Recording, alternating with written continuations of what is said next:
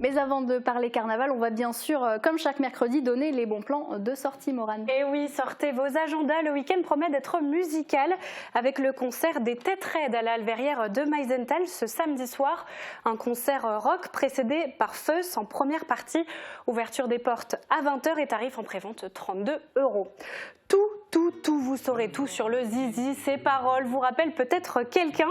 Pierre Perret débarque à la salle W de Woustviller samedi soir. L'artiste de 84 ans viendra interpréter les plus grands titres de sa carrière. C'est à 20h30, tarif 45 €. Et après la musique, on s'en va au théâtre avec la pièce Plaidoirie. La saison culturelle de Sarreguemines se poursuit donc avec ce spectacle d'Éric Théobald. Un acteur, 5 plaidoiries, 5 moments de vérité. Les grandes affaires judiciaires ne sont jamais enregistrées et les paroles s'effacent.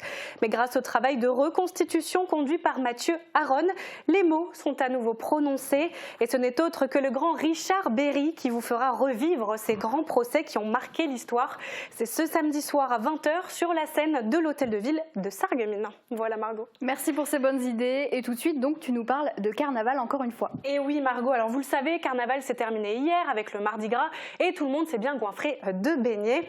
Mais une page se tourne et la tradition veut que le prince carnaval, élu fin de l'année dernière, soit jugé pour ses crimes sur la place publique. Alors non, il n'y a pas de jugement cette année. Tu suis un peu les infos, Morane? Eh bien si, justement Margot, mais j'ai quand même envie d'en parler parce qu'il n'y a pas de raison que carnaval ne vive pas dans nos cœurs. C'est vrai. Alors je t'en prie, continue. Alors je reprends, étant donné que la mise à mort du prince aurait dû être annoncée aujourd'hui, mercredi des Cendres, j'ai décidé de vous raconter l'histoire de cette tradition carnavalesque que peut-être vous ne connaissez pas. C'est une très bonne idée, je ne la connais pas, je t'écoute. Alors déjà, il faut parler de l'intronisation du couple princier. La tradition veut que le prince et la princesse de carnaval soient élus le 11 novembre à 11h11. Et pourquoi à 11h11 précisément? Eh bien chez les Allemands, le 11 novembre à 11h11 marquerait le renouvellement du Narrenreich, en français le royaume des fous.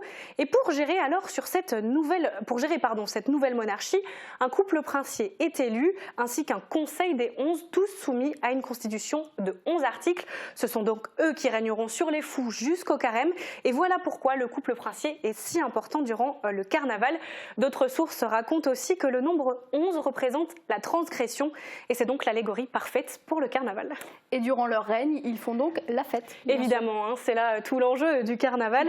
Jusqu'à Mardi Gras, les carnavaliers enchaînent les Kapensitzung et les cavalcades où ils mangent et boivent à outrance. Et je pense que c'est le bon moment pour rappeler que l'abus d'alcool est dangereux pour la santé, à consommer avec modération. Toujours bien de le rappeler, mais je sais de sources sûres que les festivités seront de courte durée parce que malheureusement, ça finit mal toujours pour le prince. Eh oui, pauvre prince, comme je le disais dans une chronique précédente, le carnaval se termine donc le jour du Mardi Gras et le jour qui suit. Donc aujourd'hui, on appelle ça le mercredi des Cendres chez les chrétiens.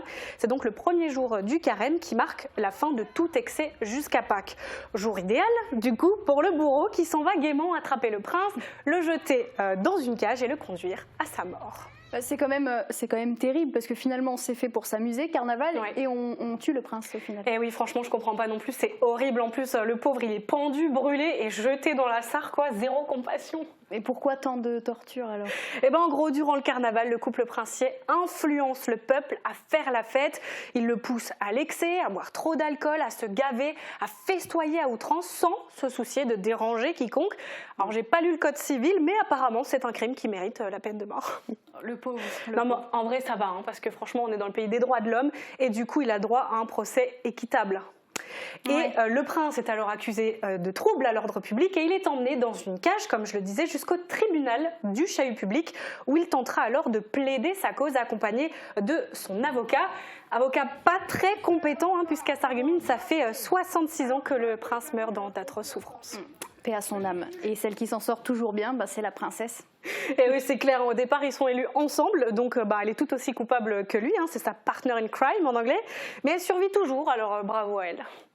Effectivement, bravo à elle. Et en tout cas, le prince Maxime a été sauvé de justesse cette année avec la crise sanitaire. On lui souhaite une longue et heureuse vie. Eh oui. Merci Morane.